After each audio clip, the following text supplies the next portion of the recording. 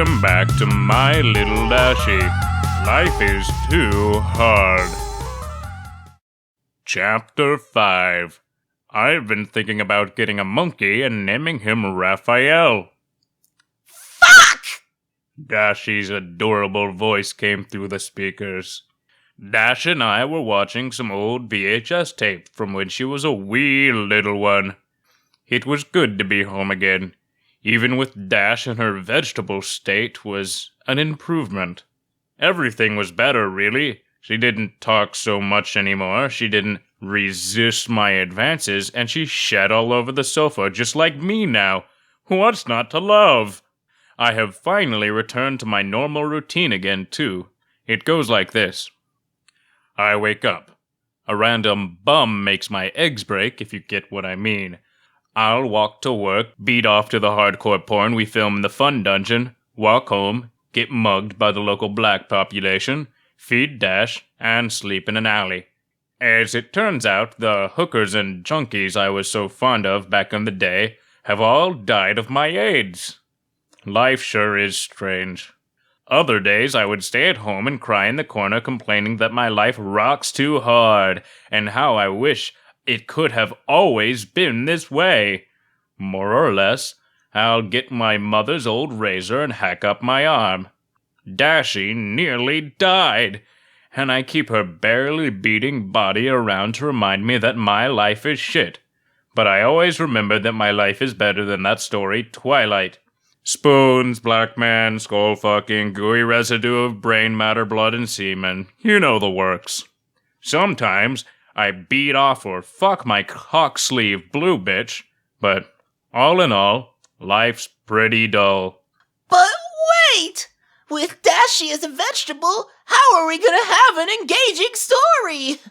I never said this story would be engaging. Now shut up and listen to the goddamn motherfucking cunt-sucking, anal-bleeding, shit-smearing, nigger-killing, faggot-raping story. And you're all like, Hey! Be nice, or I'll stop reading! Frowny face. Don't emoji on my story, you shit farmer! That hurt my feelings. Continuing the story. Hold on. Just let me remember where we were. Jerk off to this while I figure shit out. Oh yeah. Fuck. She's so hot. Oh yes. Now I remember. Bzz, bzz, bzz, beep. I pressed the snooze button. Sit up. Remove my dick from Dashie's mouth. It's good to let her breathe every once in a while. I was pushing it by having my dick in her mouth all night. She may be dead. I press a 9-volt battery against her chest to restart her heart. I press my ear to her chest and listen carefully. Yes, there we go. A heartbeat. Barely, but it's there. Good shit. I kick her off the bed. She knows she's not allowed on the bed, fucking cunt. I walk out of the room, dragging Dashie's by her chain choker collar.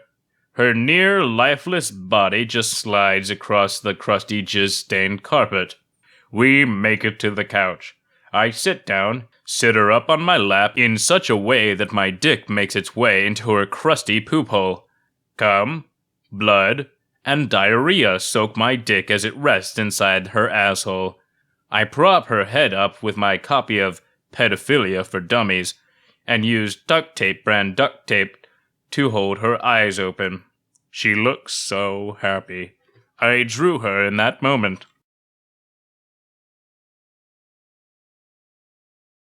After we both got settled onto the couch, I pop on our favorite movie to watch together. It's an old home video I took when I was in kindergarten. It was the time when my teacher and her boyfriend raped me and all my classmates. It's my most cherished memory of her. I always strive to be just like her. That's why I treat Dashie with all the love I give her now. Every last pint. I would have loved to stay with Dashie, stuck in that moment, or stuck in her ass. But I needed to head off to go shoot hardcore porn. Today was going to be my first day shooting. I've been assigned to work with this dumb blonde and a nigger from the hood with a dick longer than a long dick. I told Dash what I was going to do and set her down in the sink for cleaning later. Then I left to face the world. Ever since the racist space monkeys invaded, life in town has changed a lot. The hobos, for one, are much more rabid. The other day I saw a hobo raping a tranny in her belly button. I didn't know you could do that, so I tried it on Rainbow Dash that night. It didn't work for me, so I'm gonna have to do some more research. Lucky for me, today was a hobo union protest day, so they weren't on the job. I got to work and started shooting. With a camera, not a gun. I can see how you could get confused there, though. At first, things were pretty tame. A bit of eyeball penetration, some knife lacerations here and there.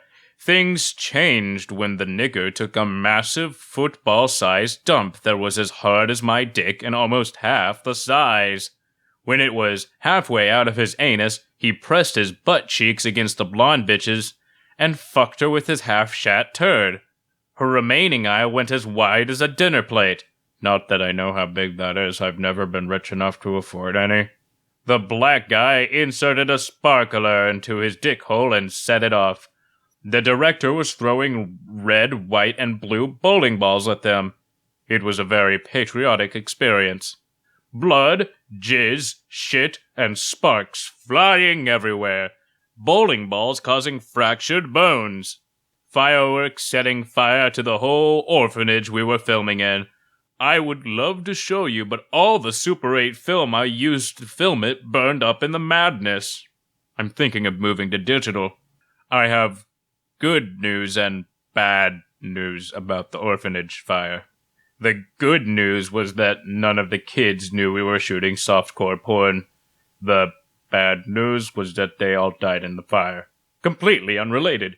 While I don't remember the full details of the firefighters' work that night, I do, however, remember seeing a strange football shape being passed out one of the windows and landing on top of a nearby ice cream shop's giant ice cream cone sign. The next day, they announced a new flavor.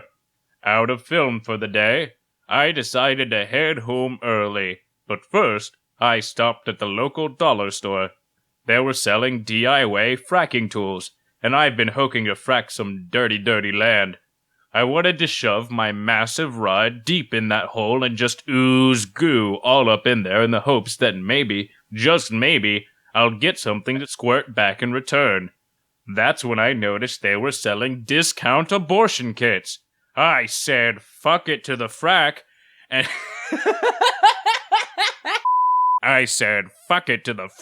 and decided that doing some good old black market work would be a better way to spend my weekend. After an intense purchase at the register, I started home for the day. On my way home, I decided it would be best to take a shortcut I've known about since I was a wee little child, running around town and sucking cock for money. I rounded the corner and headed straight into an alleyway. This would take me straight home, or at least it would have if I had not run into a group of hobos in a clown car. Fuck. I shat my pants. The hobos' nostrils flared wildly as the thick new scent rushed through their crusty nose hairs. All of their eyes were suddenly on me with lust, like a child in puberty when talking to his 4th grade teacher, Miss Gwynfeltra. Her tits were like magnets for the eyes. They were always just right there on her chest, so round and booby. I wanted nothing more than to just take her there in front of everybody in the spelling bee. She would be all like, "Your word is albatross." And I would be like, A, L, B. And then my 4th grade erection would find its way into her labia majora. I mean, it would have if she weren't a tranny and also a fag. Fags never really sat with me. Can you believe that we have fags in Congress now? Hell, we voted a nigger into the White House. It's the White House. WHIT House. This country is on a fast track to hell, just like myself in that moment with the clown car hobos with how I propelled myself 20 feet into the air on the sheer power of rape-induced fear farts. Far below myself, I could hear the squeaky clown car going off as they chased after my flying ass. It was at this moment that I wished Dashie could fly in and save me like she would in the show. But then again, she's a disabled pile in my sink right now. Thinking about Dash suddenly gave me the hardest erection. I pointed my man-meat at the ground that I was currently soaring over and used it as a pogo stick for a few moments.